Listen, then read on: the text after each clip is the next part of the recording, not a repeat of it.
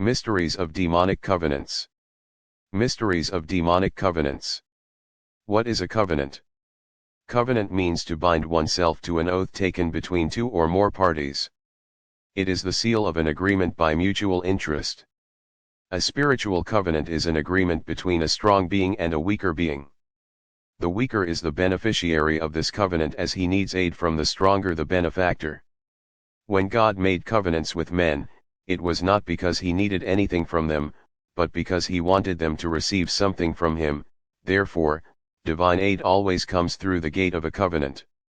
All covenants are sealed and activated by a sacrificial offering, and give judicial rights for the stronger entity to work in the life of the lesser in order to bring to fruition the requests made through the active covenant. We know that many covenants made by altars and sacrifices were for the protection, security, and welfare of the current family and/or the upcoming generations.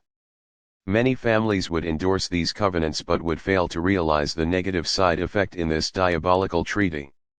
When we make covenants with God, it must be kept. ECC 5:4, when you vow a vow to God, do not wait to pay it. For he has no pleasure in fools. Pay that which you have vowed. ECC 5:5, it is better that you should not vow, than that you should vow and not pay. When occultists make covenants with darkness, the devil expects them to be kept.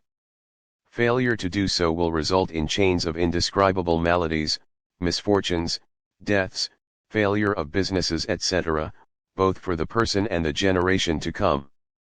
Therefore, only a person with the Holy Spirit of Jesus the Messiah can break these evil covenants. As long this family treaty is in effect and standing, none of the family members will be free from demonic oppression or demonization.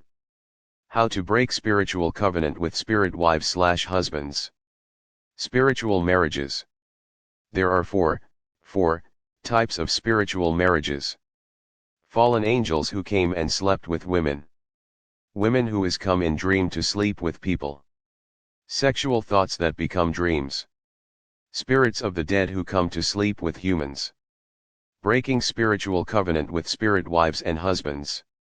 To break the power and divorce a spirit husband or wife, there are three things that are required: confession to God, confession to a servant of God so deliverance can be administered, an offering to God, or a seed.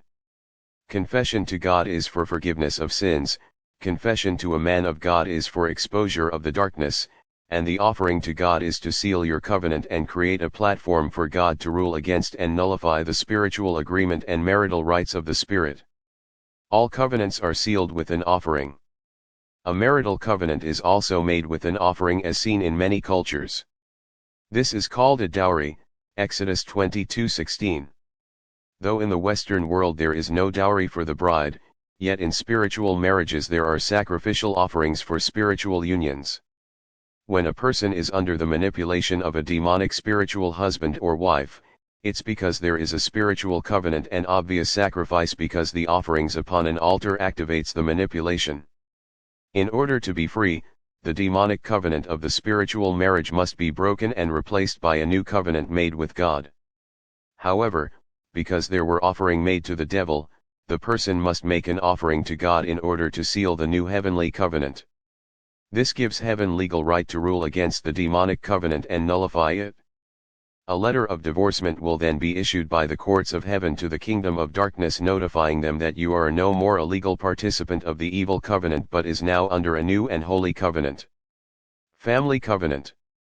When you got married to your husband or wife, you have made a covenant to start a new and fresh generation outside the influence of your original bloodline. This means, the old things of the family should stop with you, but not cross over to the children, because the children are a new bloodline. The practice of the ancient civilizations would do sacrifices in order to offer up and dedicate their new family, who would be under a new bloodline. Therefore, family offerings were made. David spoke about this.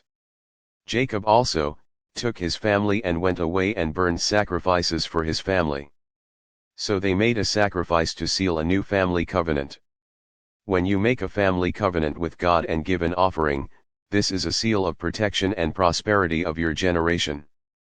The blessings that upon your life from the family will cross to your new family, but the curses should not cross over. If there is no family covenant, the old family covenants will cross over. When a child is born, an offering is always made for the child. This is seen even in modern cultures throughout Asia and Africa.